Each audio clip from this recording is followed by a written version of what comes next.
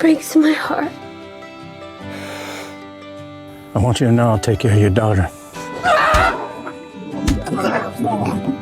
Accused your brother of having involvement in your father's death. Yellowstone is not over. Yep, you heard it right. Yes, it just released its season finale, and it was quite dramatic. Don't worry, we will talk about it. But this was far from the ending to the franchise. In fact, the finale just set up 3 new storylines that will be explored in the future of the Yellowstone franchise, and I cannot wait to share them with you guys. So, without further ado, let's dive in. Of course, to no one's surprise, Yellowstone finale started with our much-beloved Travis. Yes, I'm making an irony, taking the stage and stealing our time for like 5 minutes. I wanted to talk about him first, not only because I want to get the worst part of the episode off of my chest, but also because I know for sure that this character will be very influential in the future of the franchise.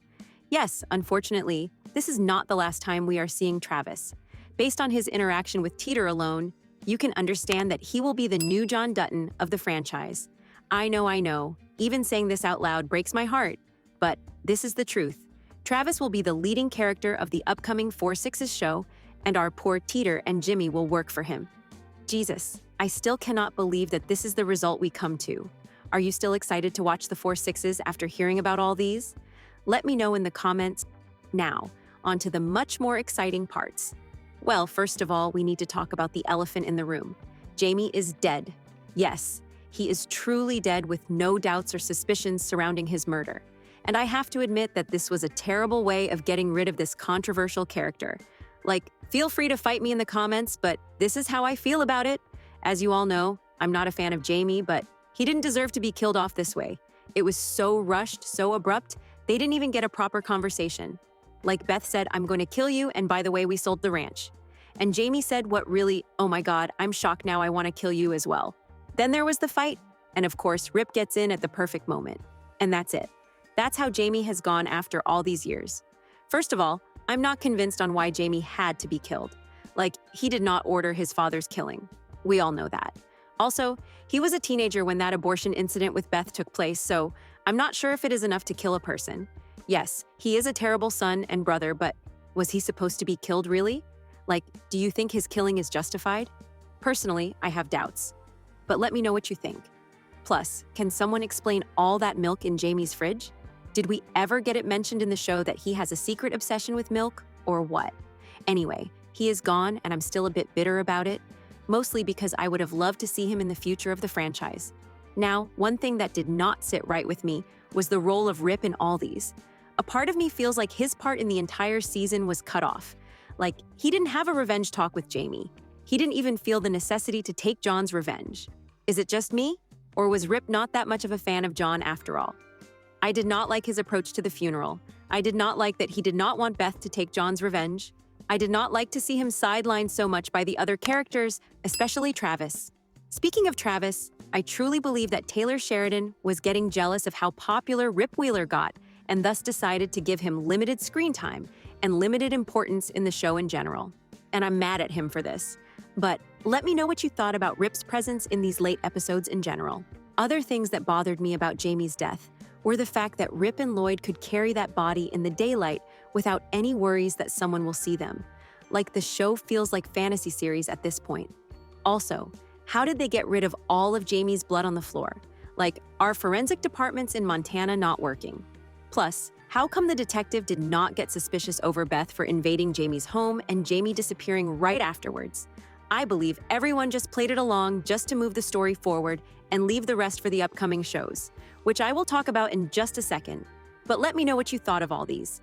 Now, the ranch is sold to the reservation, which was the best part of the entire episode in my opinion.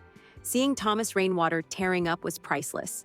Seeing the Yellowstone banner removed from the ranch was both emotional and dramatic, both in a good and bad way. Overall, I believe the reservation deserved it, and I'm glad to see the ranch at safe hands. That being said, if they were trusting the reservation and Rainwater this much, why John had troubles with them so much over the years? Like, what was all that fight about? Seriously, guys, like, I'm scratching my head since I finished the episode and I cannot stop coming up with new questions. But this concludes the chapter of Yellowstone Ranch for sure. We are entering a new era in the franchise, and it will have a completely different tone than the original series. Of course, losing the original ranch puts a bitter taste over the prequel series such as 1923, but perhaps watching them would make us appreciate this ending more. Who knows? Okay, now, what's next? Well, we all saw that Casey, Monica, and Tate are starting their own cattle business and brand, which is good, I suppose. Like, I'm happy for Casey for sure. Luke Grimes is an amazing actor, and I felt how relieved Casey felt once they sold the ranch. That being said, I felt sad to see that he was seeing the Yellowstone Ranch and his family legacy as such a burden. Now, we are not certain if there will be a spin-off series for Casey's new brand, but if I know Sheridan, I know for sure that he would love to capitalize on this idea. That's why he left their storyline open-ended.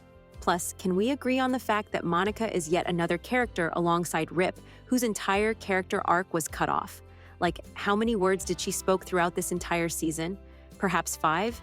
She didn't even say anything about the new business or future of Tate, or even John's death. Like, she is basically muted. And I believe her redemption will come in a new spin-off series surrounding the family. But let me know what you think. Also, if we truly get a new spin-off series, I'm hoping to see Tate's actor being replaced, but the boy can't act. That's all I'm going to say about it. Would you watch a Yellowstone spin-off with Casey and Monica leading it? Can't wait to hear your thoughts about it. On to Beth and Rip. Well, we got the confirmation for these two's new spin-off series, and we just watched them buying a brand new ranch far from Montana, starting a new chapter. This new chapter will act as the Yellowstone Season 6, being a direct follow-up to the events of this finale. So it might have a different title based in the different ranch, but it will have a similar tone with the same characters we all know and love. They took Carter with them too, which is amazing. But let's be honest, everything has happened too quickly. So I'm not sure what are they planning to do exactly. At one scene, they were killing Jamie, and at the next scene, they were at a brand new ranch. Amazing ranch, may I say. But still, their plan is unclear. The good news is, Kelly Riley also confirmed that she is not ready to let go of Yellowstone yet, and thus she will star in this show. All I will say is do not be surprised if the weird killing of Jamie would follow them up there as well. Because remember, the detective said he will be in touch with Beth. Let me know your theories about the new spin-off show, though. Also, there are some questions that are yet to be answered. Like, whatever happened to Jamie's son? Should we pretend that Beth had no idea about him and forgot her promise to Jamie? Will we see more of him in later shows? If we were not going to see a storyline with him, why they made Jamie talk with his baby mama then in the previous episode? Like, what did Christina do to help Jamie? Am I missing something here? Let me know what you think. Also, what happened to market equities? What was their reaction to all these? Why we didn't see a single face from the company in the finale? I'm simply confused. Overall, John Dutton's legacy was disrespected for sure. Also, remember that they made a huge deal about how they kept the scenarios a secret. No one knew what was written in the other's scenario. What was the point of all that? Because, are you surprised to see any of these happening? We are mere fans, and we already predicted a million times that this was going to be the trajectory of the show. So, were the actors truly surprised to see all these? I genuinely believe it was just a gimmick to make us excited for the new season because, the actual season had nothing exciting about it. For more weekly updates and analysis about the Yellowstone franchise, make sure to like and follow. If you want to learn about what will happen in 1923 Season 2, watch the video on screen.